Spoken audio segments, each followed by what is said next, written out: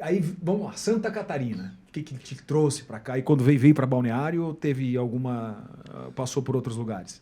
Eu vim para Itapema. Santa Catarina surgiu depois que a rádio que eu trabalhei, ela terceirizou uma parte, né, da programação para uma outra empresa, né, que fazia tipo tem as rádios hoje que pegam a rede, né? Vê uma programação enlatada lá de São Paulo e tal, né? Teve uma parte que entrou para uma igreja, né? E aí acabaram com um programa que eu fazia, programa gaúcho também, né? Tem mais isso, fazia programa gaúcho, de música gaúcha.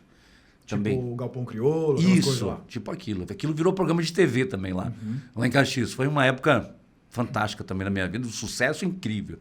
Eu saía na rua dando autógrafo. Aonde eu ia, todo mundo ia atrás, nos bailes.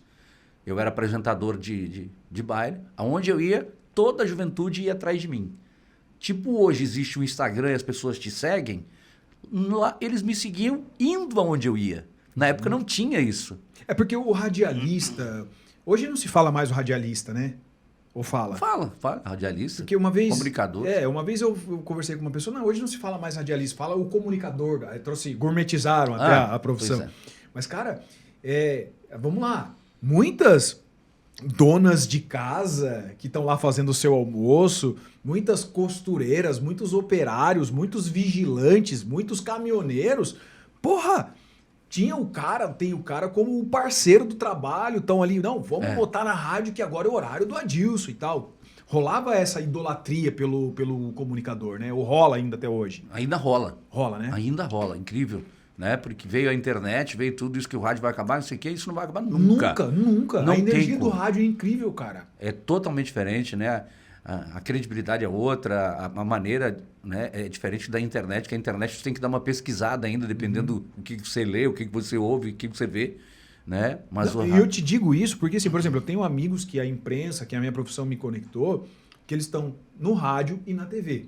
Sim. Os caras não deixam o rádio por nada. Não trocam, assim, não vou dizer que não troca, mas eles permanecem na TV, mas não saem do rádio. O rádio... A dinâmica do rádio é muito legal. E ele te dá um poder de improvisação muito grande. E eu acho que é aí que tá a emoção, né? Porque você se depara com assuntos assim que de repente você tem que... Na hora você tem que enfrentar, falar, mudar. E não tem telepronto, não tem nada como na televisão. Tá ali, né? Vamos, o assunto é esse. Ô Adilson, mas vamos lá. Mas não te falei de Santa Catarina ainda, né? Então, mas antes de falar de Santa Catarina, chegou aqui para mim algumas profissões que você surfou aí, e essa é a pergunta que eu vou conectar com a chegada aqui em Santa Catarina.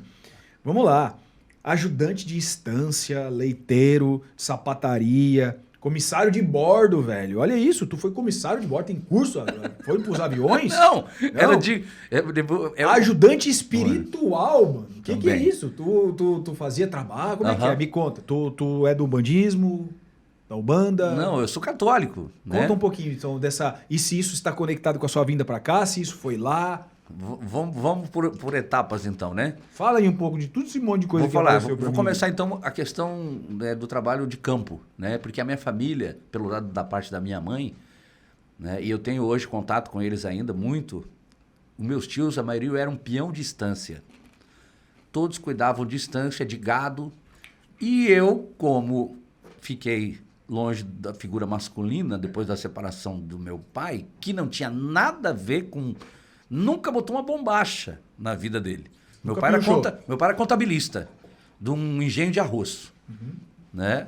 E os meus tios eram todos, a maioria deles, peão de estância, mexendo com gado, lavoura de soja, de arroz. Né? E eu andava com eles, mais com os meus tios. Então, eles me ensinaram tudo isso. Né? Meus tios tinham um açougue, né? Aí nós tínhamos que fazer carneação. Na época, carneava, botava na carroceria da caminhonete, trazia e vendia no açougue. Tinha negócio de fiscalização.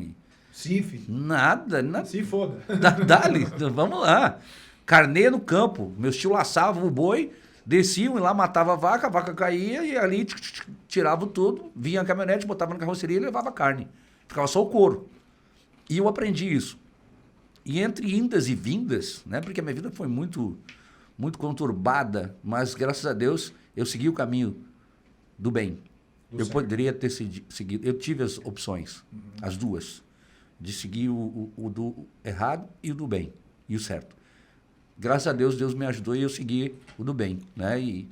Mas aprendi com eles isso. E uma das idas para minha cidade, que eu ia um pouco, morava em Porto Alegre, daqui a pouco eu voltava para Itaqui. Com 14 anos eu peguei as minhas coisas, botei nas costas, dei tchau, digo, vou ir pro mundo. Eu pegava carona na Freeway lá de Porto Alegre, fui parar no Rio de Janeiro. Trabalhei de entregador de mala por 6 meses. Eu simplesmente ia. Na época se dava carona, se pegava carona. Sim, sim. Né? Eu ia, pronto, vai. Digo, vou indo. O caminhoneiro perguntava, digo, me deixa, onde você... Aí ia embora. Trabalhei num restaurante em Florianópolis também, me lembrei agora disso, de garçom aqui em Floripa, em Biguaçu. Acho que nem existe mais esse restaurante ali. Em Biguaçu trabalhei na época. E na época de distância, meus tios tinham uma leitaria. Então nós tínhamos as vacas, nos levantava de madrugada para tirar leite. 20 e poucas vacas no punho. Na munheca. Na munheca. Não tinha nada de máquina também. Sim. Botava nos tarros, botava na carroceria de uma caminhonetezinha e para a cidade. Batia na porta, a vizinha aparecia com um tarro, aí tu despejava 1 litro, 1,5 litro, 2 litros, dependendo de quanto que ela continuava. Era tudo assim, na hora. Virava ali e enchia. E entregava para toda a cidade. 7, 8 horas nós já estávamos de volta para tomar o café. A gente tinha entregado tudo, que o leite tinha que entregar cedo. Cuidava das vacas, separava o terneiro das vacas, aquela história. Piava os bezerros. Dava tudo, dava o farelo. Nós tinha vaca, porco, galinha, marreco, pato, tinha tudo que era bicho, tinha que cuidar de tudo. Ali foi a história da estância que eu aprendi também. E tem meus primos ainda, alguns que até hoje trabalho com isso lá. Tem um deles que tá na estância, me convida para ir lá. Vem aqui, eu digo, tô louco para ir também, de saudade. Mas eu vivia entre campo e urbano, né? Sempre tinha uma parte de cidade na minha vida, assim. Que aí fui office boy, né? Essa parte do auxiliar de serviços espirituais, digamos assim, foi uma coisa louca também. Que eu já morava sozinho, né? Eu pegava qualquer coisa, fazia qualquer coisa, não tem problema não. Eu era, além, 17 anos... Vendeu o seu corpo também, é disso? Não. Tremeu, eu senti você olhou para baixo, você olhou para baixo e para esquerda, você pensou para responder. Você tá ligado. Além de auxiliar de serviços lá chamava o famoso saravá, lembra? Lembro. É, isso aí. Daí eu auxiliava ela, a mãe de santo. Eu morava no salão dos trabalhos, da onde aconteciam No terreiro lá. no terreiro. E eu era motorista particular dela, com 17 anos, né? Não tinha carteira, né? Mas eu era motorista particular dela. Um XR3 vermelho, teto solar. Eu largava ela, saía no bairro, dar uma volta... Quem não sabe o que é um XR3 vermelho, teto solar, Escort, álcool, 89. É, isso aí. Por Não, aí. acho que menos ainda. 89. 86 já tinha. É, já 86, tinha. porque eu tinha 17. 85 era o Hobby, depois teve o XR3 era o top. E eu saía naquele bairro com XR3 vermelho, teto solar, eu era o cara, né? E segurança do filho dela. Que aí eu tinha que andar armado para levar eles nas baladinhas de noite. Meu Deus do céu.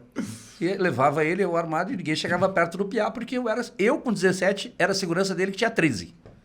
Meu Deus.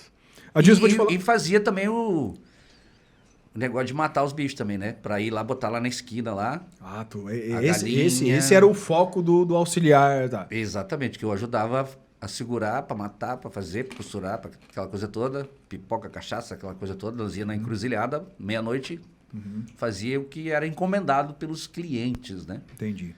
Eu não sempre respeitei, exatamente. respeito todas as religiões, né? Católico, evangélico, umbandista, qual for a religião, respeito todas. Eu acredito em Deus.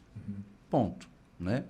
Eu nem vou entrar nesse assunto aí, porque de repente você fala alguma coisa aqui e as pessoas que professam essa fé, que acreditam, não que eu não acredite, eu respeito. Como você, eu respeito. Exato. Eu nem vou entrar nisso aí. Nunca perguntei também para ela. Eu só fazia o que me mandava. Fazia o que você estava sendo pago para ser feito. Ela me dava pouso, comida, e eu era motorista e ganhava dinheiro. Pronto. Tá, mas deixa eu só fazer uma pergunta. Assim, essa eu tenho que fazer. Porque eu sei que eu conheço gente que passa, que diversas vezes... Eu conheço pessoas, meu pai deve estar me assistindo aí, ó. Eu vou falar um pouquinho disso também. Eu conheço gente, Adilson, que alimentava a cachaça dele, o vício da cachaça, com as cachaças das Umbanda. Vou pegar, tomava a cachaça da Umbanda, fumava o cigarro da Umbanda. Também conheço. E dizia que tinha corpo fechado. Você que conviveu com isso ali e tal, você acha que atraía alguma coisa podia acontecer com essa pessoa, não? Eu acho que não. É mais da crença de quem encomendou. Você, hoje em dia, né, pensa assim, e na época, se você pegar essa caneca aqui, né, e acreditar que essa caneca é que te traz o bem para dentro da tua residência, essa caneca que é o sucesso do teu podcast, essa caneca é tudo. Você idolatra ela. Tirou da minha boca o que eu ia falar. É isso que acontece. É a mesma coisa para as coisas ruins. Por isso que eu não gosto de negatividade. Eu sou um cara muito positivo. Eu acredito que sempre vai dar certo. Vai acontecer algum tipo de percalço no caminho? Pode acontecer. Mas aí a gente tem que enfrentar. Eu não gosto do não. Eu acredito no sim. Então é isso. Quando você pensa que vai acontecer alguma coisa de ruim, você atrai. Atrai, exatamente. Sabe e a mesma coisa do trabalho, para tudo, não adianta, né? Tem gente que não, vai acontecer, aí bota na cabeça, meu Deus, se eu não fizer isso, vai acontecer, acontece. Sim, eu tenho eu não me lembro, eu já li livro pra cacete, rapidamente, só para contribuir com a informação sobre o poder do pensamento, da atração, sim, aquela coisa que a gente fala muito disso. Existia um cara do Circo de Soleil, que ele fazia um número de malabares, um número de equilíbrio, que era o número mais perigoso do mundo, do circo. E ele nunca tinha errado, porque ele sempre acreditou que nunca ia dar certo. Um belo dia, ele sonhou que ele tinha caído, não teve um preparo emocional, psicológico para trabalhar isso, atraiu aquele pensamento. Naquela noite, o cara caiu da bicicleta no negócio lá e morreu. Veja bem. Então, assim, para tu ver o poder que é esse negócio. Então, você falou exatamente o que eu penso. Vai depender da energia, do foco e do que eu acredito. Isso. Acreditei, foquei, vai acontecer, atração e aquela coisa toda e por aí vai. E vamos pular isso porque daí vai gerar polêmica e eu não quero aqui polemizar a fé de ninguém.